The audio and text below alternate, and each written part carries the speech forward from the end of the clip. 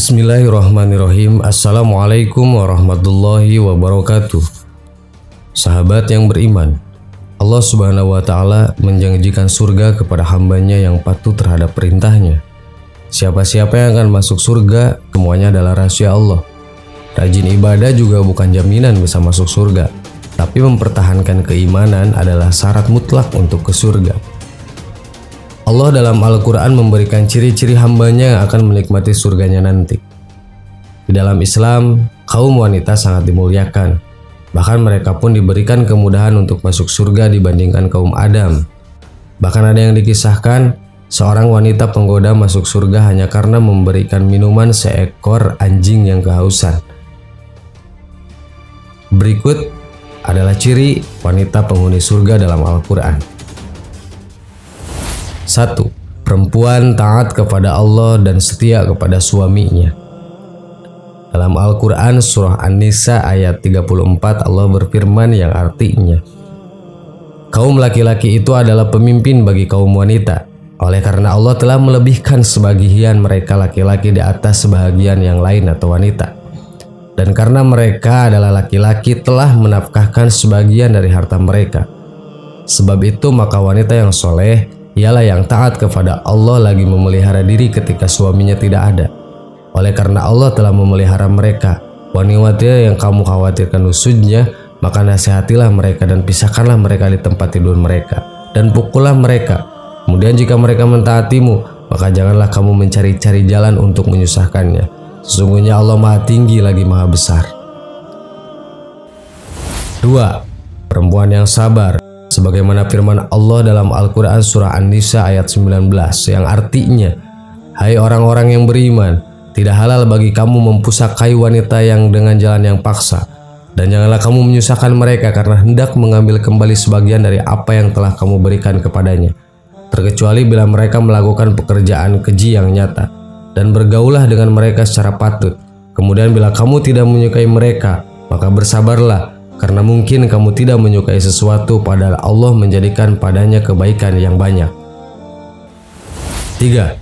Perempuan yang betah di rumah dan izin dengan suaminya ketika ingin keluar rumah. Allah berfirman dalam Al-Quran surah Al-Ahzab ayat 33 yang artinya, dan hendaklah kamu tetap di rumahmu dan janganlah kamu berhias dan bertingkah laku seperti orang-orang jahiliyah yang dahulu, dan dirikanlah sholat, tunaikanlah zakat, dan taatilah Allah dan Rasulnya. Sesungguhnya Allah bermaksud hendak menghilangkan dosa dari kamu, hai ahlul bait, dan membersihkan kamu sebersih-bersihnya.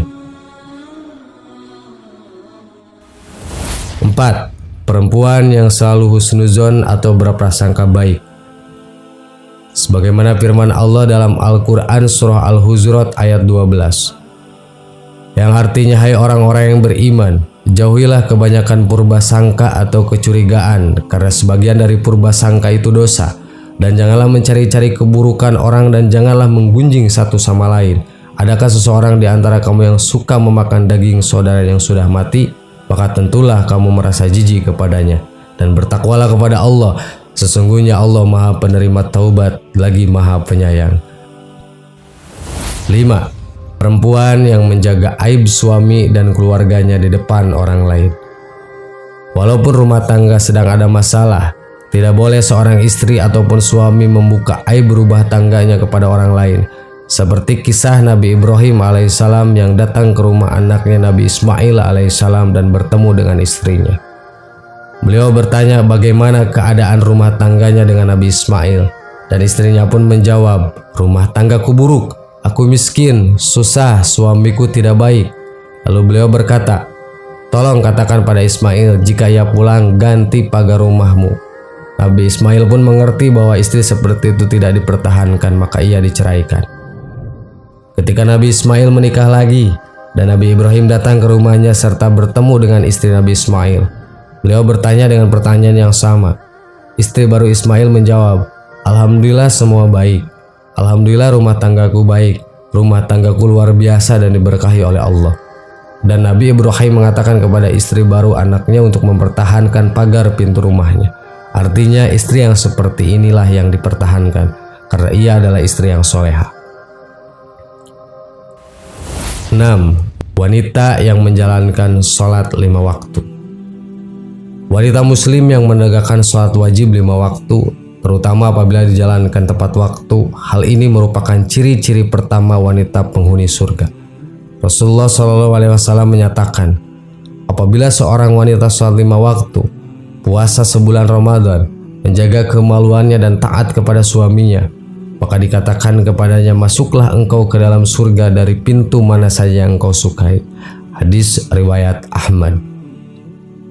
Sahabat yang beriman, itulah 6 ciri-ciri wanita penghuni surga.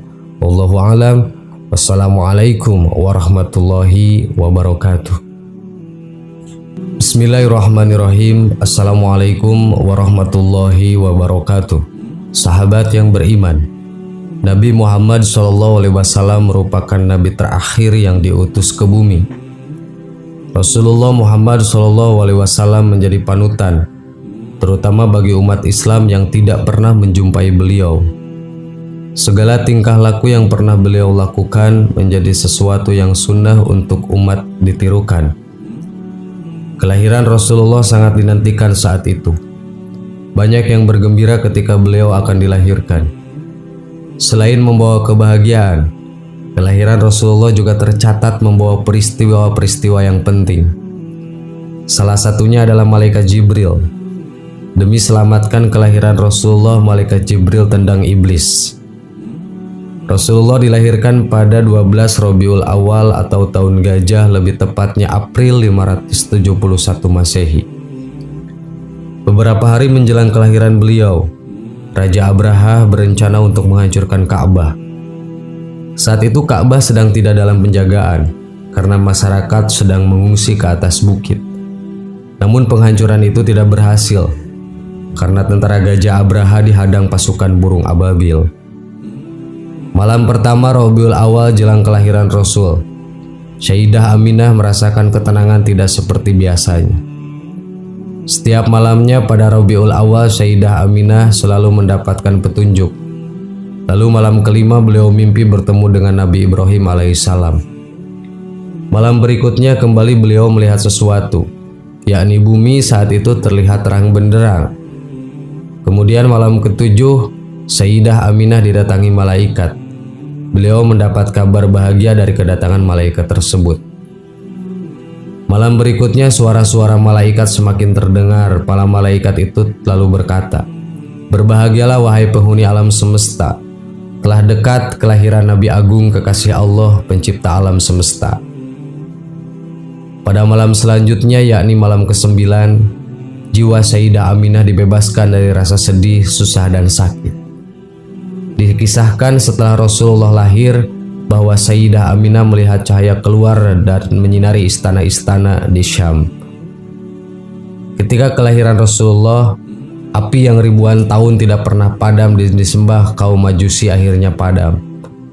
Pada malam kelahiran Rasulullah, iblis berusaha tembus langit ketujuh untuk curi kabar bahagia untuk menyesatkan manusia. Namun hal itu tidak terjadi karena iblis saat itu tidak mampu menembus langit ketujuh dan iblis pun kebingungan. Iblis mencoba mendekat tempat Rasulullah dilahirkan, namun di sekitar tempat itu terdapat banyak malaikat berjaga. Iblis pun menyamar seekor burung, kemudian bertanya untuk ambil bagian, namun ditolak oleh malaikat Jibril. Iblis tahu jika Rasulullah lahir akan menghancurkan misinya, maka iblis pun berusaha mengganggu Rasulullah. Namun malaikat Jibril diutus untuk mengusir iblis itu, hingga akhirnya iblis pun ditendang oleh malaikat Jibril. Iblis mengalami perasaan sedih hanya 4 kali.